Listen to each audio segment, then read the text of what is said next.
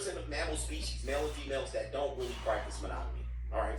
It says right here in the new study, Dr. Lucas and his colleagues, Tim Brock, suggests that monogamy evolves when females spread out, making it hard for a male to travel around and fend off male competitors. Okay. It says on the same day, Kit Opie of the University of College of London and his colleagues published a similar study on primates, which are especially monogamous. Male and females bond in over a quarter of primate species.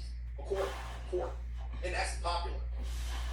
The London scientists came to the different conclusion that the threat of infanticide leads males to stick around with only one female, protecting her from other males. Right? So that's called mate guarding.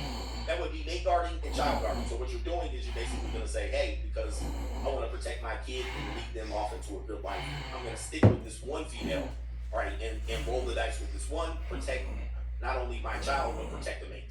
Right? So that's them evolving. Right? So right here, we're going to go to the next article related to this. Okay? So we're going to jump around on this. We're going to jump around just so you guys can get it. All right? Let's go here. I'm giving y'all too much. The benefits of monogamy. It's right here. Okay? We're only going to take portions of this, and these are from scientific journals here, but not this one. This is from the University of Notre Dame. Right? The Red Queen, Matt Ridley, right here. The benefits of monogamy. It's hard to say whether monogamy or polygamy is best for women. But the style of mating they engage in has a major impact on the amount of assistance they can expect when raising children. Again, they're also always kind of saying that the benefits of monogamy is always related to children. However, there's a lot of people who enjoy sex as a sport, as recreation, as a way to earn income. So when we talk about sexual exclusivity, their children aren't even in the thing here, right? What about the women who terminate early pregnancies? What about the women who earn birth control and they're having sex in non-monogamous relationships? So scientists always hang on children, but most people have sex for fun. Most people aren't intending to have children when they have sex. As a matter of fact, they go above and beyond trying to not have any children. All right, most people be pulling out, wrapping themselves in bags around their salami, 18 forms of birth control, deletion after conception. Most people do not want to have any children. So this argument about the children in monogamy, I get it, but it's not the all end all be all. It says right here, after all, committed partners can be a huge help in child raising for many species. That being said, human monogamy is special. For instance, when it comes to female apes, of course, that's what they study. Although this might be female human apes, I have no idea. There are generally two options. They either live in a multi-male group, in which they have sex with multiple partners, or they live alone with just one partner. Humans are different in that we are the only monogamous apes that live in groups. All right, so having monogamous partners makes sense for us since a loyal mate doesn't need to divide his time and resources between several families. There you go right there. Money, energy, attention, time. So the benefit for a male is that, A, he gets to stay with one person. He doesn't have to go back and forth like they can. All right, and he can keep all the resources, and the one woman can benefit from the resources instead of him spreading resources along. Sounds selfish to me, but so is humanity. Beyond that, having multiple partners doesn't necessarily help women. Doesn't necessarily help women in the evolutionary process long term, since their ability to reproduce is limited. What? So there we go again. Nature doesn't care about that. Nature actually organized and constructed it that way. That's why nature always has more women than they have men. The percentage is always going to be 2% more, maybe almost 3%, 4% more by the time these evil witches stop killing their kids. All right, so most of the ones they're deleting are men, and I'm just betting on that. I'm willing to bet to see some research study on what the genders are of deletion of these early terminations. All right? I almost can suggest that it's overwhelmingly men. I would go say 70-30.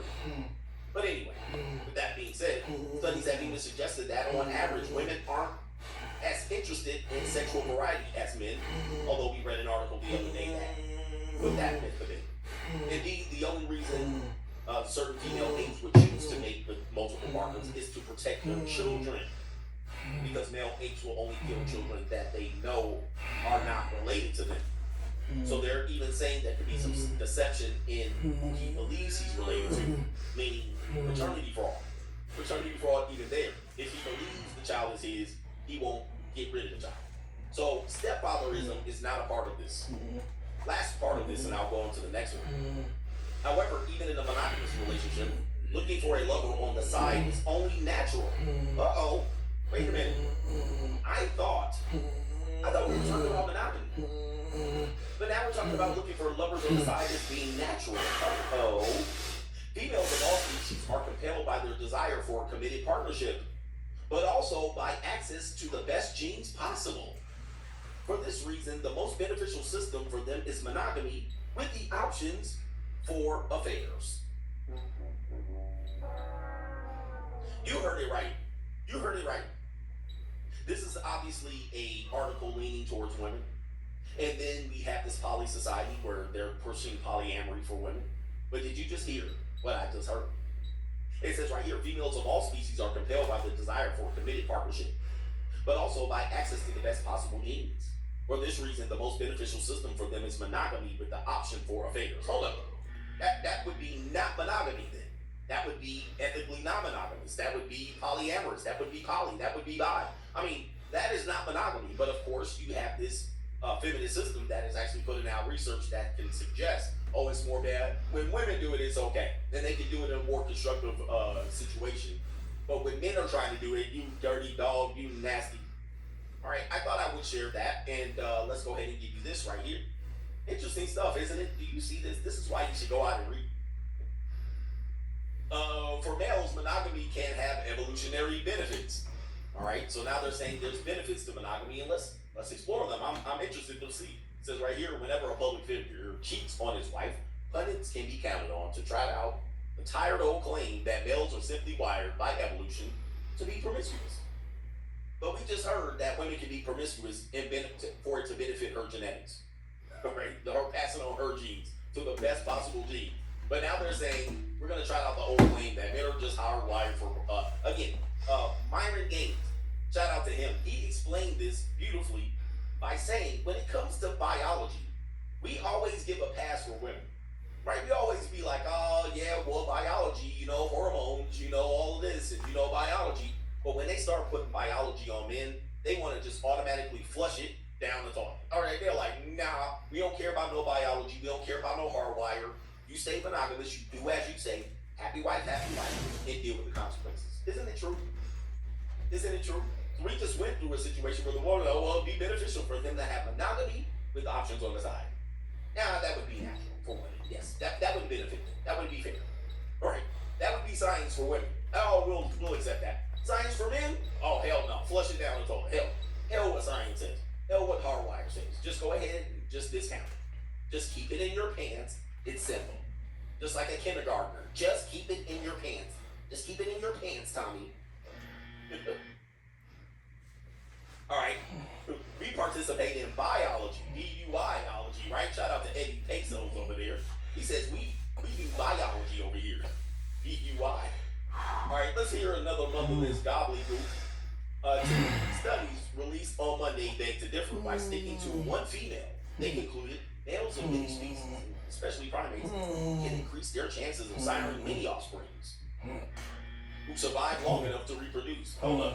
So you're saying if I stay with one female who's only incapable of being impregnated 2 days out of a whole damn 30 days, and when she's knocked up, she's on the shelf for 10 months. You're saying mathematically, I can produce more offspring to survive. What kind of propaganda is this? This is on Reuters.com, bro. This is absolutely insane. It says right here, they have an increased chance of siring many offspring who survive long enough to reproduce. The key factor in determining whether a particular behavior survives the brutal process of human selection, natural selection. Hey, by the way, again, what these scientists discount is sexual pleasure. All right, most people, I would say 90% of the sex that's been had does not even result in reproduction. So they are keep pushing this reproductive narrative. What about pleasure? Y'all can't measure that. In fact, the evolutionary advantages to male of being monogamous are so clear. It's so clear that the two these studies reach competing conclusions about which benefit is greater for males. According to research published in the proceedings of the National Academy of Sciences, probably mostly women, protecting the lives of its offspring was the paramount benefit of monogamy. So that's the only bit. That's the only benefit. Or not the only benefit. It's the paramount. Not him wanting to busting up. All right, no. Separate findings published in the journals Science, or the journal Science, said that keeping his mate faithful provided the greatest evolutionary edge. And we're going to talk about that in a minute. So this is called mate guarding. This is called mate guarding. What they're saying is, if he sticks around with this one woman and he actually procreates with her and he sticks with her and guards her, then it provides the greatest evolutionary edge. They're talking about mate guarding. Last part of this study here does a couple parts. Both studies addressed a conundrum because male mammals can sire so many more offsprings by breeding seasons, per breeding season than females. Exactly. That's the conundrum. You just suggested he can breed more in a monogamous relationship, and that's false. Look at Nick Cannon. Nick Cannon, in a matter of 3 years, produced 10 kids. How many kids did each woman produce? 1, maybe 2. And now they're saying this is a conundrum. No, it makes sense. You're trying to find a solution here. Both studies addressed a conundrum. Again, because male mammals can sire so many more offsprings per breeding season than female, it might seem that mating with only one female would be less adaptive for a male than spreading his seed widely. The PNAS paper, which analyzed 230 species of primates, concluded that protecting the kids is the greatest benefit of male monogamy. Now, according to the judicial system in America, that is not a benefit. Matter of fact, if you look at custody rate primarily goes to about 80%, 70% or better, where the man loses custody of the primate or lose custody of the offspring. He doesn't even get to keep the kid in the American system of divorce. So he has the kid, he focuses on one woman, there's an 80% chance she's gonna file divorce. There's an 8-year gap in between, there's an 8-year average of which the relationship is gonna last, and then he loses the kid, and he loses the protection of the kid, and a step primate comes and raises your kid. What are we talking about here? This is absolutely ridiculous, but let's go ahead and read some more. But what they're trying to do is perpetrate a fraud on the American people. It says right here, by sticking close to his mate, a male reduces the risk of infanticide. Again, they're focusing on the baby. Although the study examines only non-human primates, of course. That reasoning has resonated in people too. Where children who grow up without a father in the household are more likely to die in childhood, according to government statistics. This is true, all right? So they have a less chance of survival, less chance of growing up and being good. Yes, okay, yes, this is true. It says right here, this is the first time that the theories for the evolution of monogamy has been systematically tested, conclusively showing that infanticide is the driver of monogamy. So it's not love, it's not doing the right thing, it's not religion. They're saying the primary driver is survival of his offspring. Okay, so let's just keep that in mind. If anything, we can agree that love and being your partner and having a loving relationship is not a primary driver for monogamy. It is a selfish need to procreate. It is a selfish need to make art. It's not love. All right, and so a lot of guys, you will see people who are really, really strong lovers, they'll actually get into a toxic relationship where they're every day they're checking on each other. There's a lot of non-trust. There's physical. Anybody that looks at his girlfriend's ass, he's ready to snap on her. That can't be healthy. But we call that monogamy. No. Okay. Let me go in here and then let's talk about this. Evolution wise. You can see this. There's something called sperm competition. Sperm competition. Hit the like button. What is sperm competition? And why would it exist in the monogamous culture? See, monogamy is so easy to achieve. Why would there be such a thing as sperm competition? This is the edutainment channel aimed to educate. Educate. Okay?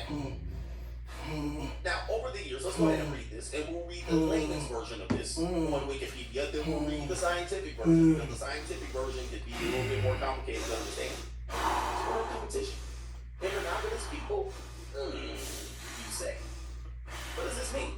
Sperm competition is the competitive process between sperm of two or more different males to fertilize the same egg during sexual reproduction. Wait a minute. Hold the phone.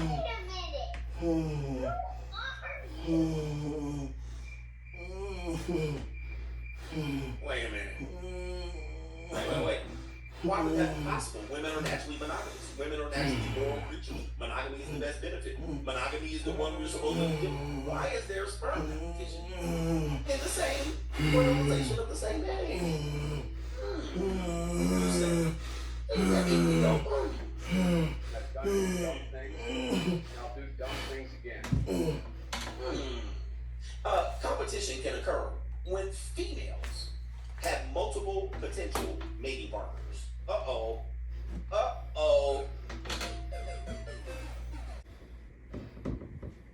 Sperm competition occurs whenever females mate, multiply, and they bust inside from different males, and it overlaps and competes for fertilization, and is virtually ubiquitous throughout the animal kingdom. Transfer of many spermatozoa is advantageous in sperm competition, but the cost of sperm production favors male ejaculate tailoring. It has also promoted the evolution of manipulative mate plugging, non-fertile sperm, competitive sperm, and seminal protein that suppress female receptivity and reduces the risk of sperm competition. Some of these adaptations are costly to females since they interfere with their reproductive psychology and have led to a variety of female counter behaviors and strategies to minimize these costs.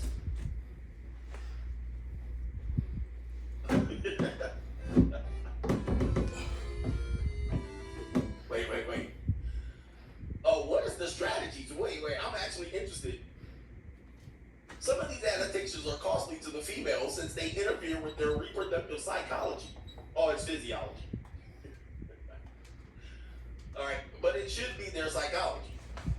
And has led to a variety of female counter behaviors and strategies to minimize these costs. Oh, somebody says it could be they claim sexual assault.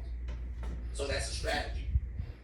Like they have a husband and then they have a mate on the side, and then when there's this potential of she got pregnant, she got to claim sexual assault, right? Or getting a stepdad. It's interesting. You hear this stuff, man? So when it comes to monogamy, oftentimes we think, oh, you guys are just hardwired and that's what you live and that's what you sit on. But it's even more complicated than that, right? It's even more complicated than that. All right. So anyway, man, we're gonna move on from that topic, but this topic is a developing one. So again, another female manipulative tactic to counter that is shame, right? Shame. Maybe that's another strategy where they shame you. Shame on you because you cheated.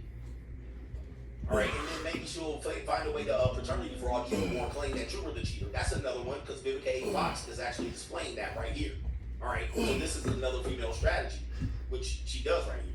Oh, shame on you, Nick, and shame on you. Don't do that. Don't do that. Right?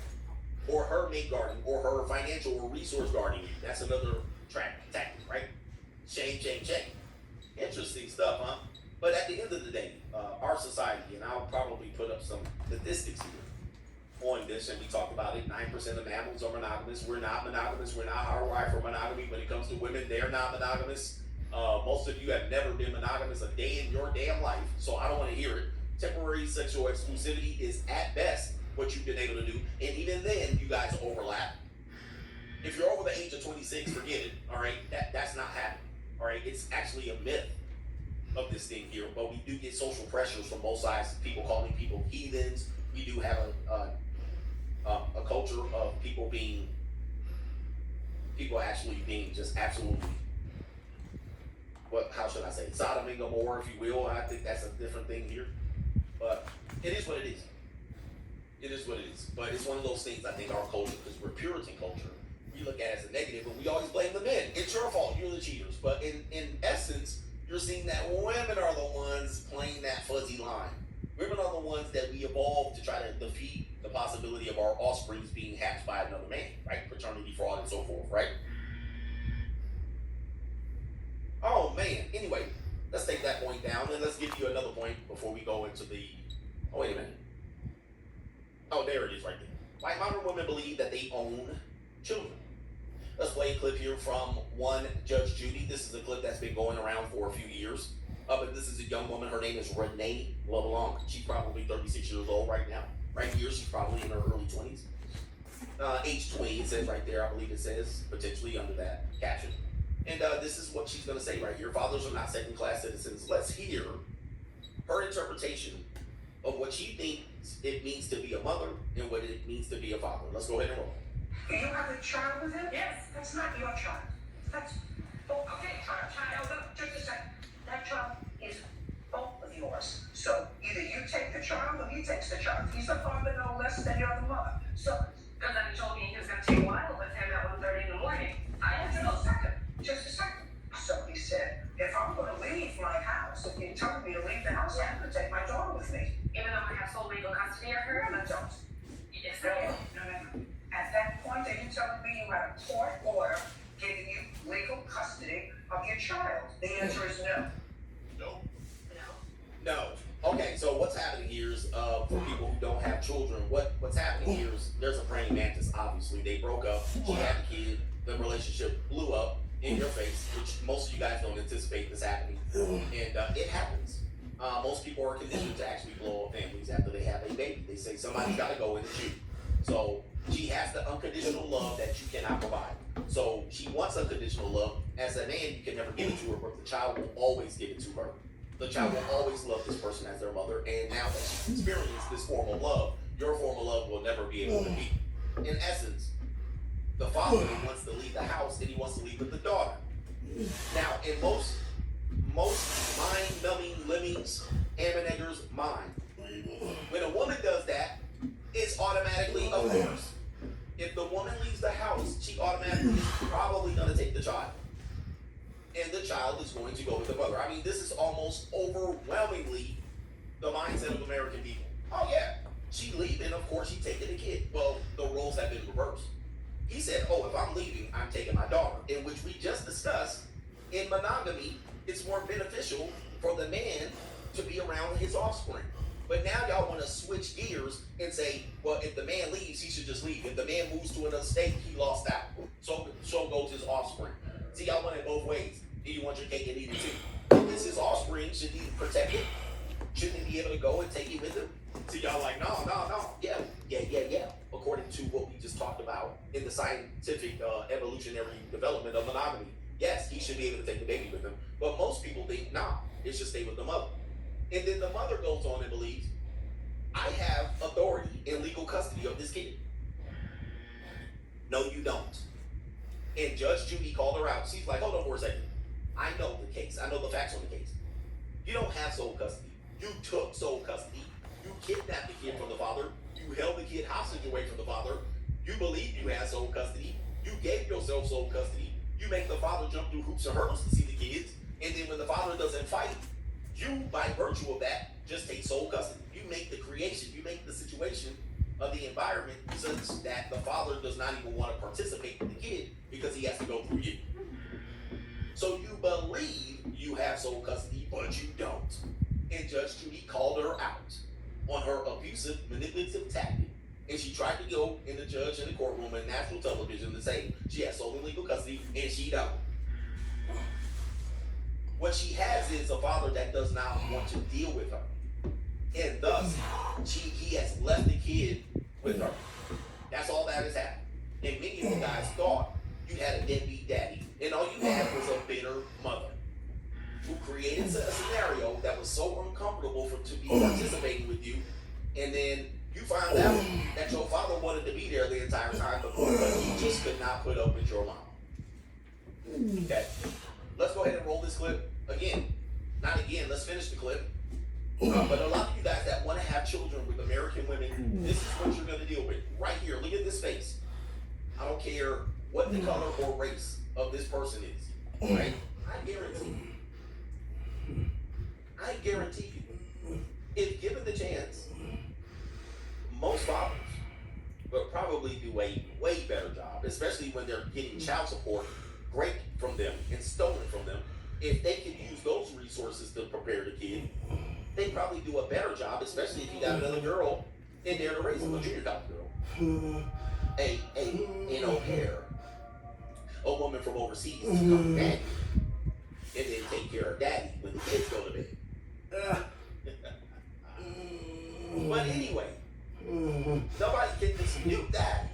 Look at the kids today. Now just look at children today. And when they say children need fathers in their lives, why do they say children need fathers in their lives? Because fathers are the ones that make the difference, not the mothers. See, I don't want to admit this. It's the fathers that make the difference. So why not put the kids with the fathers? Huh? You never hear children need fathers.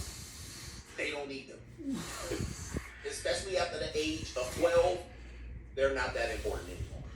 It is the father's role that is much more important. Not always. Sometimes it's 50-50.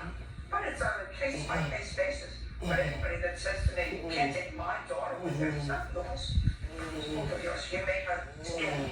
You made her together. You made the child together. It is not yours.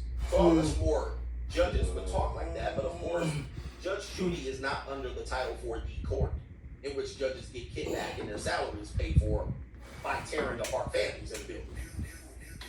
So Judge Judy is not a Title 4D court, okay? But your judges often are a part of Title 4D, so it's child support. So there's a benefit from removing the father. Not only that, it is that benefits from the destruction of the family.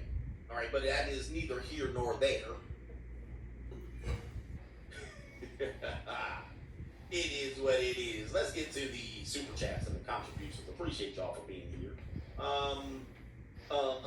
And then like my man Christopher M was talking about, it's all tax free. It's all tax free. Basically destruction of your wealth. The woman gets it tax free. She gets to write it off on her tax. She gets pre-tax income. Okay, pre-tax income. They go off your gross salary, not your net salary. So if you say, well, only my take-home pay is, it don't matter what your take-home pay is. It matters what you gross. And then they go take the child support right off the gross. So if you're getting pre-tax dollars and then you get a tax benefit, she gets the tax write-off. Boy, what a corrupt system, by the way. Anyway, shout out to Nathan, the hunter. He says, Coach, you call California the lands of nuts and honey. He says, I call it the land of fruits and nuts. And I'm not talking about the produce. And I agree. California does wear on me mentally. I love California, but California is being destroyed.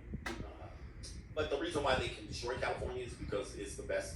It's state-wise, weather-wise, you can't beat it. It is a paradise, and especially if you're close to the coast. I know some of you guys say, I go to California and I didn't see shit, right? Yeah, but you were in the middle of Los Angeles, all right, somewhere in Westchester. You went to the damn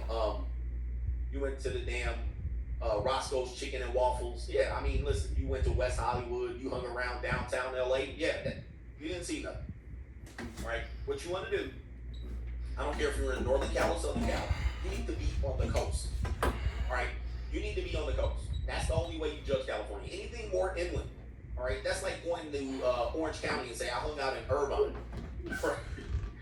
My hotel was in Irvine. You ain't see nothing. You need to go inland, go to Newport. You need to go to Hermosa. You need to go to Manhattan. You need to be on the coast. You need to go to Malibu. You need to go to Santa Monica, if you will. Even if you're up north, you need to go to Monterey. You need to go over there just outside the skirts of San Jose. You need to go San Francisco's on the coast. Although San Francisco's a head case too. Okay? You need to be on the coast. You don't need to be. Yeah, they be like, I'm in Barstow. I went to Barstow in Apple Valley. Oh, California's whack. All right, shit. I was in Riverside, San Bernardino. All right? I once visited my family in Corona, and California's whack, coach. Like, what the fuck? Like, Barstow, Corona?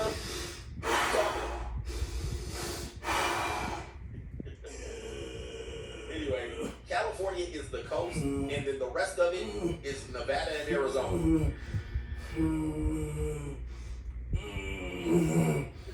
Alright, they might as well just clip it and just make that Nevada and Arizona and split it up. Alright, nobody cares about outside of the coast. Nobody cares. You don't care. You don't care. You run around here. I'm in Bakersfield. I was chilling out in Fresno with the smelly cow. Okay, you're a part of Nevada. You're in the Sierra Nevadas. You're as close to Tahoe as you are to any damn thing in Fresno.